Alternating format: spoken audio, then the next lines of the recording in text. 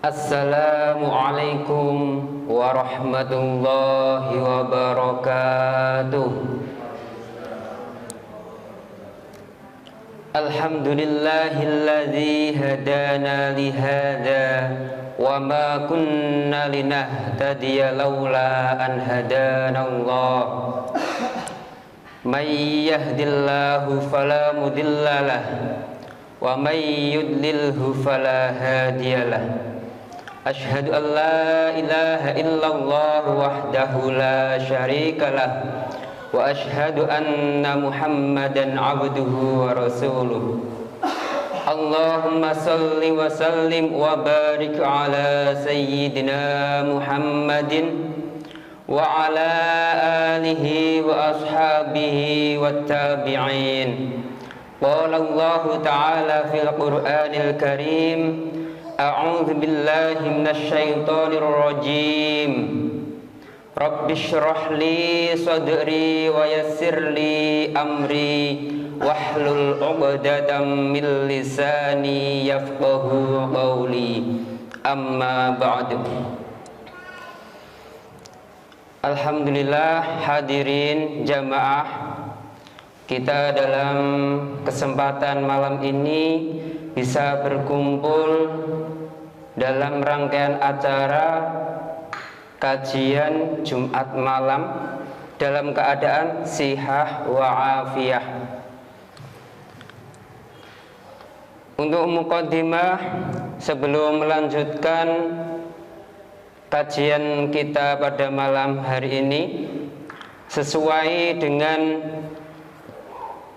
judul bab yang kita bahas pada pertemuan ini, yaitu pada syarah hadis arba'in yang membahas tentang niat. Oleh karena itu, saya mengajak hadirin dan jamaah semua untuk menata niat dengan sebaik-baiknya niat. Karena apa yang diperoleh seseorang itu tergantung pada apa yang dia niatkan.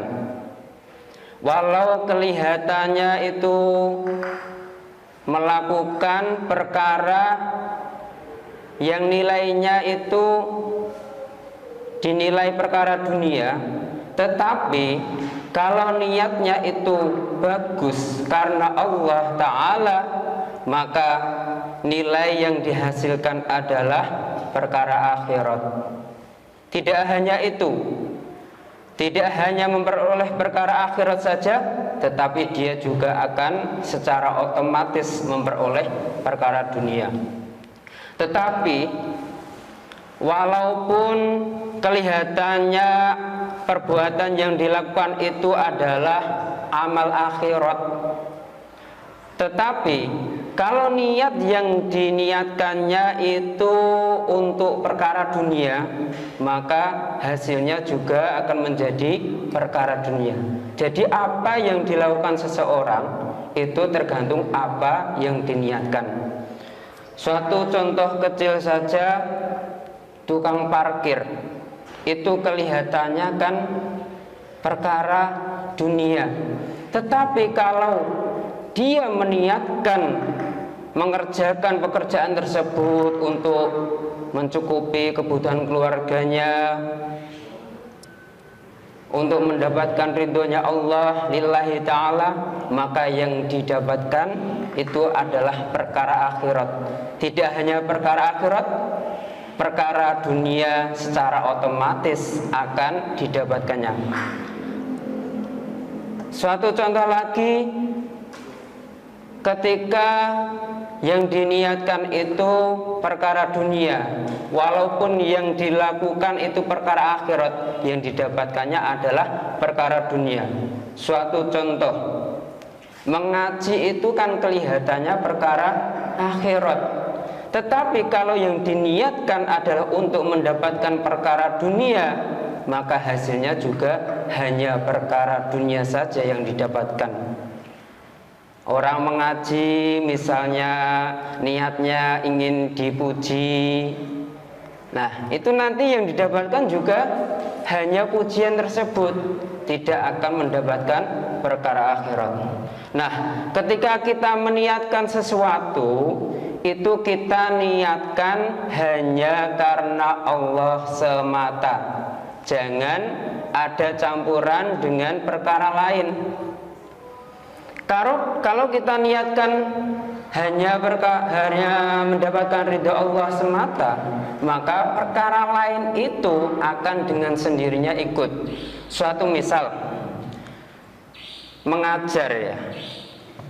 Ada seorang menjadi pengajar, tenaga pendidik, guru.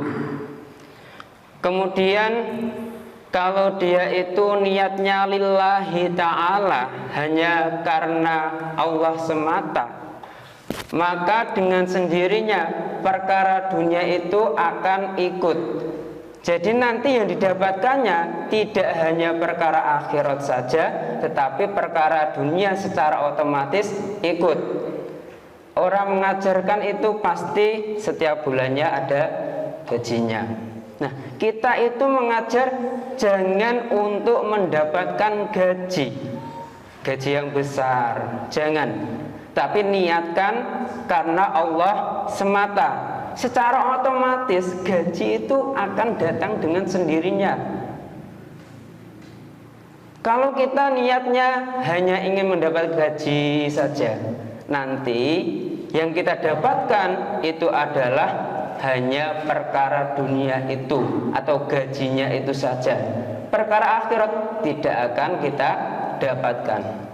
Nah, dari itu ketika kita niat mengajar, itu niatkan lillahi ta'ala, jangan dicampuri dengan yang lain.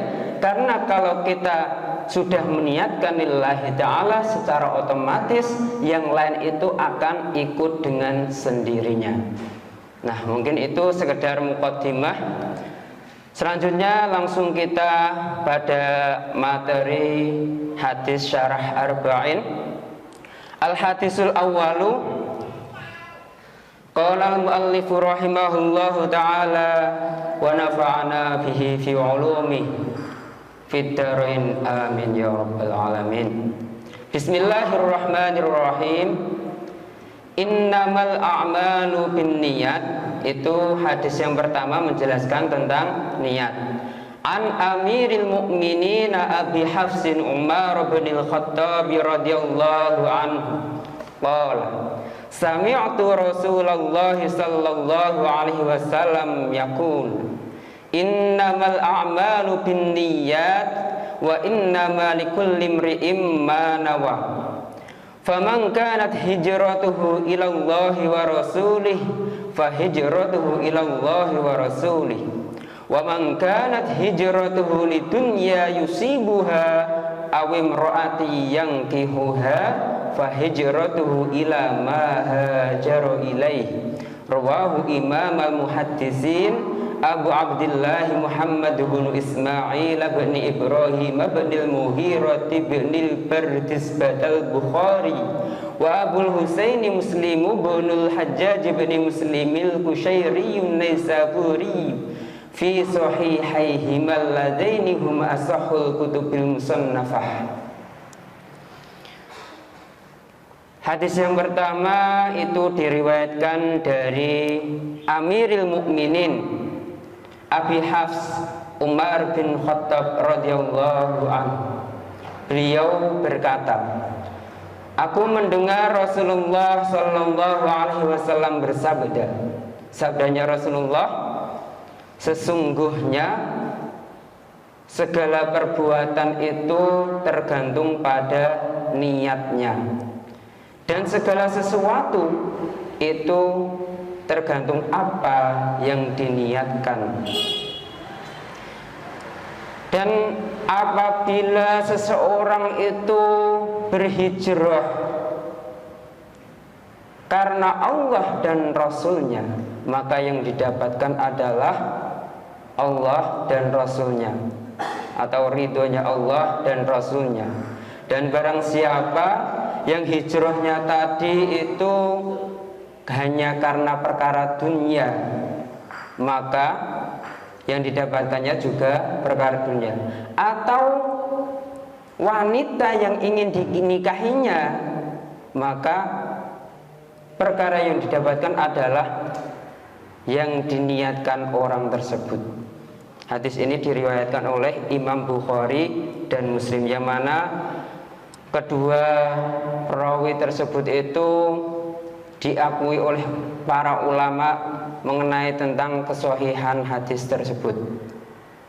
Untuk keterangan pada syarahnya dijelaskan, inna hadzal haditsa minal ahadisil hammati allati 'alaiha madarul Islam fahuwa aslun fid din wa 'alaihi taduru ghalibu ahkamihi wa yattadihu hadza min kalamil ulama'i qala Abu Dawud inna hadzal haditsa innamal a'malu binniyati nisful Islam li'anna ad-dina imma zahirun wa huwal amalu au batinun wa huwan niyatu.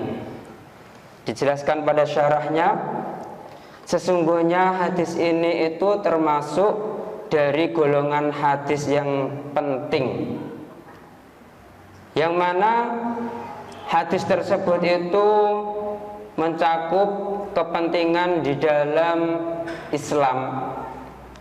Dan hadis ini merupakan dasar dari agama, yang mana hadis tersebut itu merupakan secara umum itu mencakup hukum-hukum agama.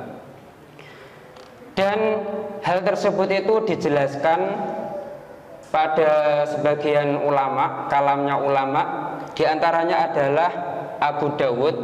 Beliau berkata, hadis ini yang menjelaskan tentang niat itu merupakan sebagian Islam.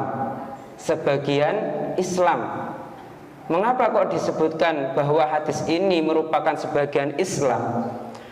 Karena agama itu ada dua kategori. Agama itu ada kalanya dilakukan oleh anggota zahir, dan ada kalanya dilakukan oleh anggota batin. Yang dilakukan anggota zahir itu diantaranya adalah amal. Jadi agama itu pasti tidak terlepas dari amal. Yang satu, yang pertama. Yang kedua dilakukan oleh anggota batin, yaitu adalah niat. Jadi agama itu mencakup amal dan niat. Sedangkan hadis ini merupakan hadis yang menjelaskan tentang niat. Maka dari itu tadi disebutkan bahwa hadis ini merupakan nisful Islam, sebagian Islam. Wa qala al-Imam Ahmad wa Syafi'i yadkhulu fi hadisin innamal a'malu binniyati sulusul ilm wa sababu dzalika anna kasbal abdi yakunu biqalbihi wa lisanihi wa jawarihihi. Faniyatu bil qalbi ahadul aqsamis salasah. Kemudian menurut pendapat Imam Ahmad dan Imam Syafi'i itu menjelaskan bahwa hadis ini, hadis yang menjelaskan niat, innamal a'malu binniyat tadi, itu merupakan sulusul ilm, sepertiga dari ilmu. Kenapa demikian? Karena perbuatan seorang hamba itu mencakup tiga hal. Di antaranya adalah dengan hatinya, yang kedua dengan lisannya, yang ketiga anggota tubuhnya. Jadi perbuatan seorang hamba itu tidak terlepas dari tiga hal ini: hatinya, lisannya, dan anggota tubuhnya.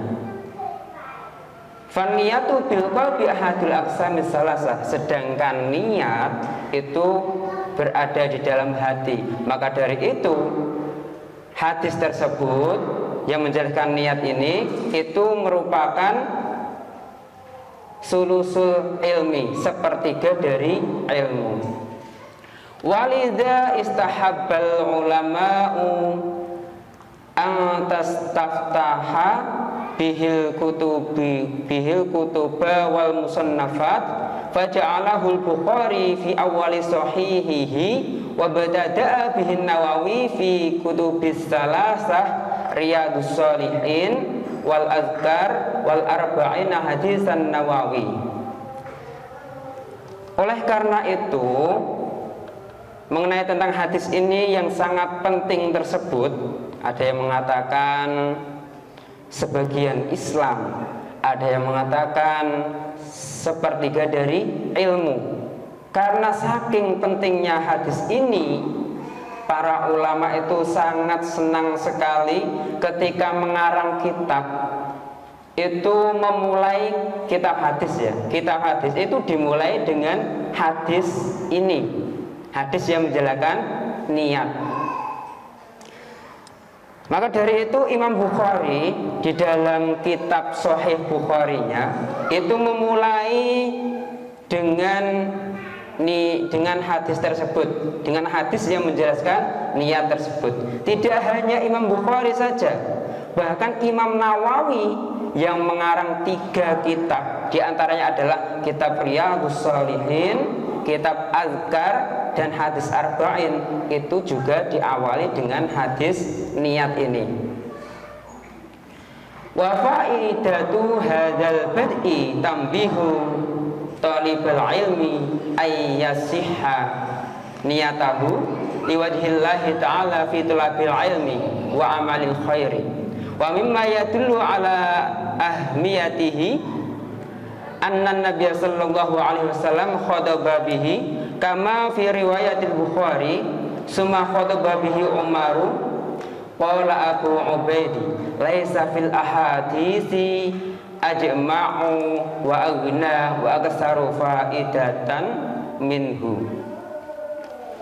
Faidah di dalam hadis ini, di dalam memulai hadis ini itu diantaranya adalah mengingatkan bagi orang yang mencari ilmu, talibul ilmi, untuk membenarkan niatnya, supaya niatnya itu benar-benar liwajhillahi ta'ala, karena Allah ta'ala, di dalam mencari ilmu atau di dalam melakukan segala perbuatan yang bagus.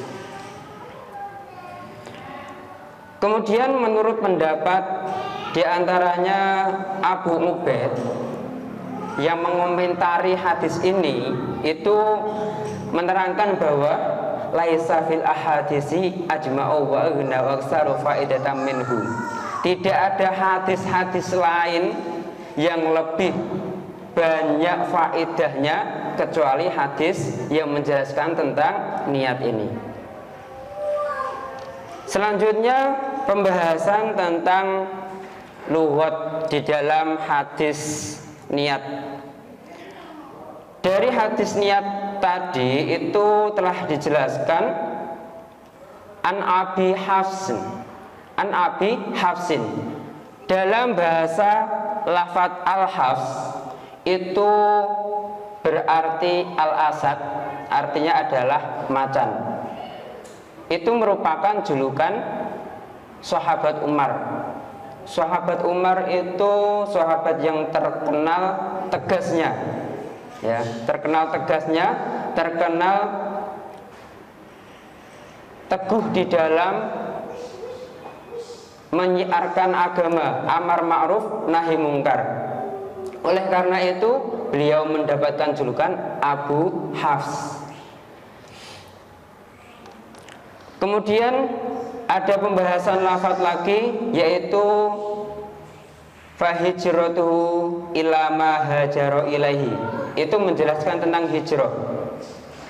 Hijrah dalam segi bahasa di sini dijelaskan al-hijratu lughatan at-tarku.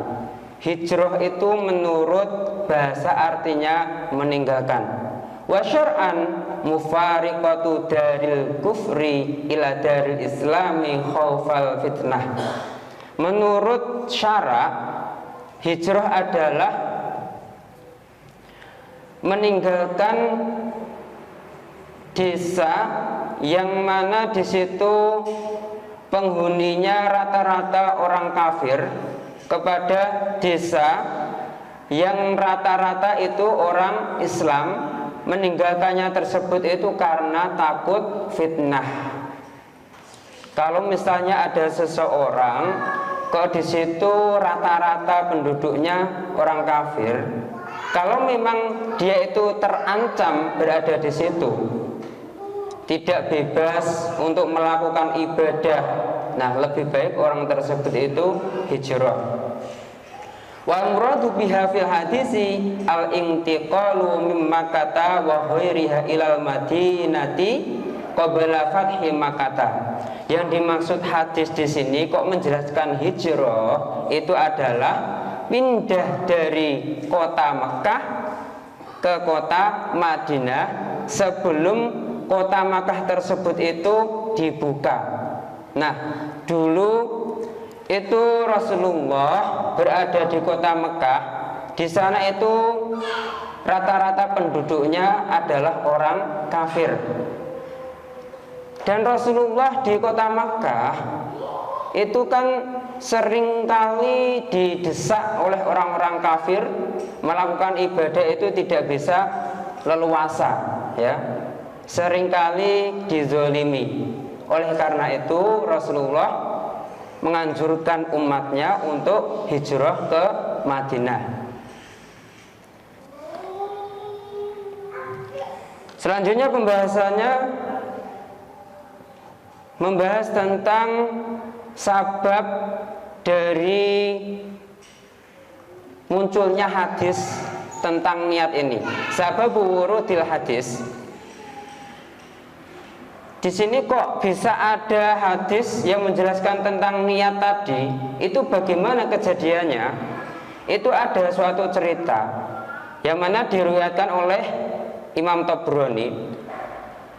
Rawa at-Tabrani fi Mu'jamihil Kubra Kabir bi isnadi rijalihi siqatin.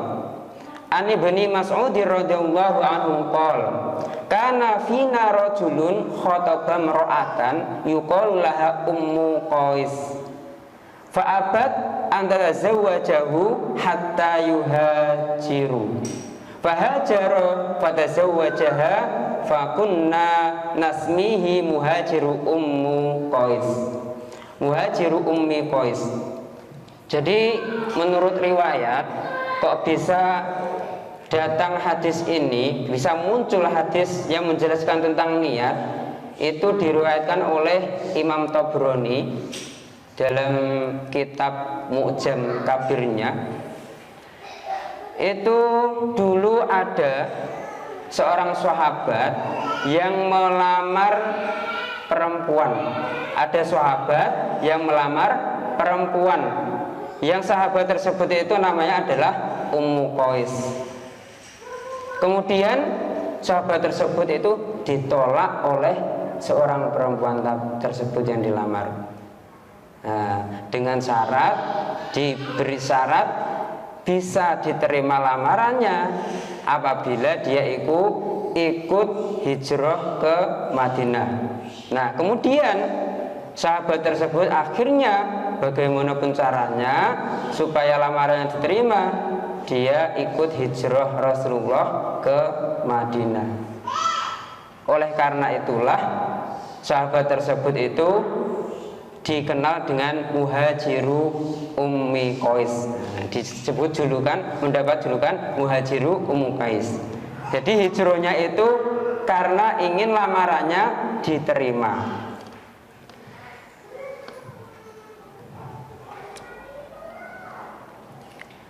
Selanjutnya,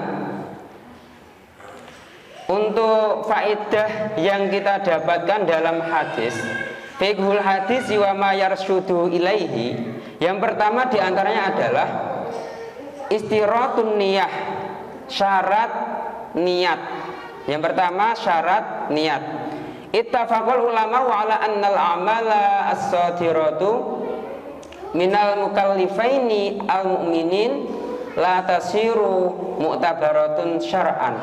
wala yatarattabu tsawabu ala fi'liha illa binniyah.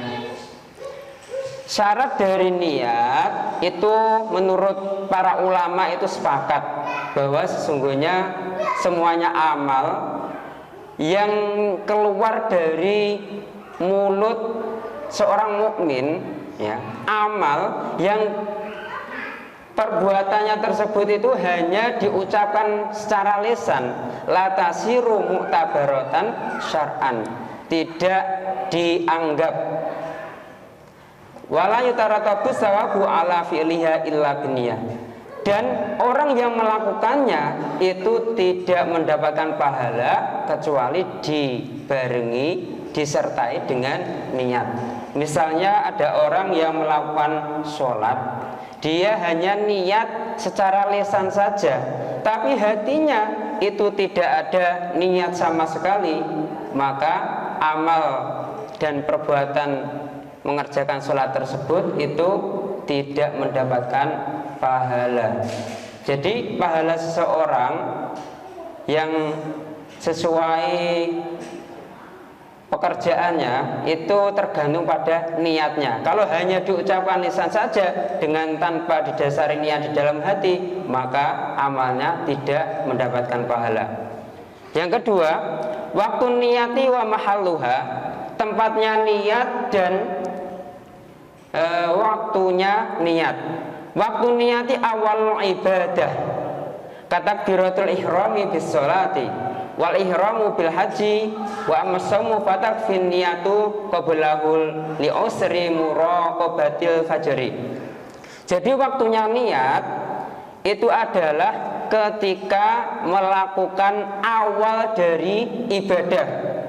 Kalau misalnya sholat, itu waktunya niat adalah ketika takbiratul ihram. Jadi ketika takbiratul ihram mengucapkan Allahu Akbar di dalam hati bersamaan dengan takbiratul ihram, itu harus disertai dengan niat sholat yang dilakukan tadi. Kok misalnya ketika mengucapkan Allahu Akbar tidak ada niat di dalam hatinya, maka sholatnya pun juga tidak sah. Jadi mengucapkan takbiratul ihram itu di dalam hati harus disertai dengan niat sholat yang dilakukan tadi. Walaupun sebelumnya misalnya mengucapkan niat, ya, mengucapkan niat ini tidak dianggap kalau nanti di dalam hatinya tidak ada niat. Jadi yang terpenting adalah niat yang berada di dalam hati orang tersebut. Itu keterangan tentang waktu dan tempatnya niat. Yang ketiga, wujubul hijrah. Yang bisa kita ambil dari hadis tersebut diantaranya adalah wajibnya hijrah. Al-hijrah itu min ardil kufari ila diyaril islami wajibatun alal muslimil ladzi la yatamakkanu min izhari dinihi. Jadi hukum menjalankan hijrah itu menjauh dari tempat asalnya atau pergi dari tempat asalnya, itu hukumnya wajib apabila dia itu berada di daerah orang kafir dan dia itu tidak mungkin memperlihatkan agama di daerah orang kafir tersebut, bahkan malah akan dizalimi. Maka dari itu ketika dalam keadaan seperti itu, hijrah itu menjadi wajib. Selanjutnya yang keempat, yufidul hadisu anna man nawa amalan sholihan famana'ahu minal qiyami bihi udhrun qahirun mimma radin aw wafatin aw nahwi dzalika fa innahu yusabu alaihi. Ketika ada seseorang yang sudah meniatkan amal, meniatkan melakukan perbuatan yang baik, kemudian ada perkara yang menghalanginya untuk melakukan hal tersebut karena ada alasan, misalnya karena sakit atau karena mati di tengah perjalanan, maka orang tersebut itu akan mendapatkan pahalanya. Nah, itulah keistimewaan niat. Jadi sebelum melakukan sesuatu, kok sudah ada niat untuk menjalankan perkara tersebut, nanti kalau misalnya ada halangan di tengah perjalanan, misalnya di rumah itu sudah berniat akan mendatangi suatu kajian agama atau mengaji dan lain sebagainya, kok nanti di tengah perjalanan itu ada hambatan, tiba-tiba sakit atau dan lain sebagainya, hal-hal yang tidak diinginkan, maka orang tersebut itu akan mendapatkan pahala yang akan diniatkan tersebut, pahala niat yang akan dilakukan tersebut, walaupun dia itu belum melakukan pekerjaan. Ya, itulah keistimewaan dari niat. Yang kelima, faedah yang bisa kita ambil dari hadis tersebut, wa yarsuduna ilal ikhlasi fil amali wal ibadati hatta nuhassilal ajra was thawaba fil akhirah wa taufiqi wal falahi fid dunya. Hadis tersebut itu menunjukkan kalau kita itu harus ikhlas di dalam amal. Karena kalau kita ingin mendapatkan pahala, baik itu di akhirat ataupun pahala tersebut itu bisa kita nikmati manfaatnya di dunia, itu adalah dengan cara ikhlas melakukan amal perbuatan yang kita lakukan tersebut. Ya. Ketika seseorang ikhlas, maka dia itu tidak hanya mendapatkan pahala akhirat, bahkan di dunia pun dia sudah bisa mendapatkan manfaat dari keikhlasannya tersebut. Yang terakhir, yang keenam, yang bisa kita petik dari hadis tersebut, kullu amalin nafi'un wa khairun yasbihu bin niyati wal ikhlasi wa bidhi'i ridha'illahi ta'ala ibadatun. Segala amal perbuatan yang bermanfaat, kalau didasari dengan mendapatkan ridho Allah, melakukan amal tersebut itu didasari dengan niat karena untuk mendapatkan ridho Allah, maka itu akan dinilai ibadah. Segala amal perbuatan, misalnya saja makan itu kan menurut pandangan kita atau hukumnya itu kan mubah. Tetapi kalau didasari dengan untuk mendapatkan ridha Allah, saya makan nanti supaya kuat untuk menjalankan ibadah, maka nilainya akan menjadi ibadah. Nah, jadi kesimpulannya, supaya amal yang kita lakukan itu bisa bernilai amal akhirat, tidak hanya kita nanti bisa mendapatkan amal akhirat saja, bahkan secara otomatis amal dunia kita dapatkan, maka kita harus memperbaiki niat kita. Niat kita itu hanya karena Allah semata, jangan dicampuri dengan niat yang lainnya. Karena kalau kita mencampuri dengan niat yang lainnya, bisa-bisa itu akan merusak amal kita. Nah, mudah-mudahan apa yang menjadi kajian di malam hari ini bisa mendapatkan berkah dan manfaat bagi kita semuanya. Wallahu muwaffiq li aqwamit thoriq. Assalamualaikum warahmatullahi wabarakatuh.